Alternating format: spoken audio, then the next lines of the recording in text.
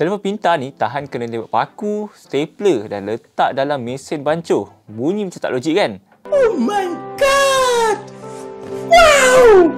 Kalau korang tanya telefon apa tu, ini dia Honor X9D.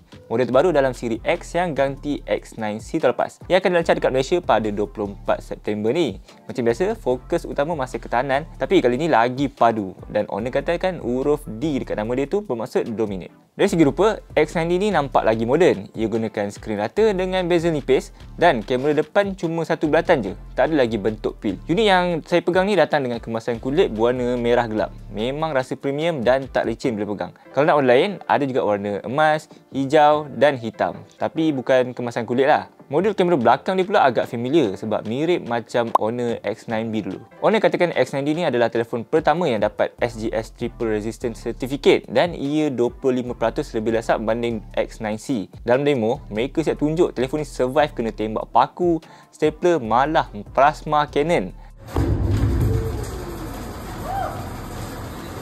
Lepas tu, bila angkat balik, skrin masih hidup dan berfungsi lagi. Dan tak nampak kesan-kesan calar. Selain tu, telefon ni juga ada penarafan IP69K, tahap paling tinggi untuk perlindungan habuk dan air, termasuk semburan air panas bertekanan tinggi. Honor siap test letak dalam steamer, rendah dalam air dan telefon ni masih berfungsi dengan baik. Tak cukup dengan tu, diorang campak pula dalam mesin pembancuh ada batu dengan pasir. Pun masih elok. Jadi kalau setakat jatuh tu, saya rasa memang tak ada masalah lah untuk Honor X9D ni. Okey, kita bercakap tentang bateri pula. Honor X9D ni dilengkapi dengan bateri 8300 mAh terbesar untuk siri X dan dalam mana-mana telefon pintar setakat ni.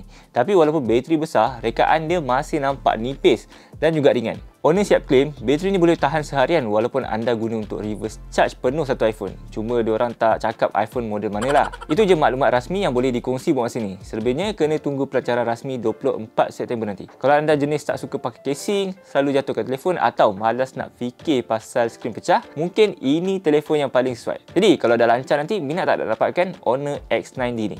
Cuba komen kat bawah.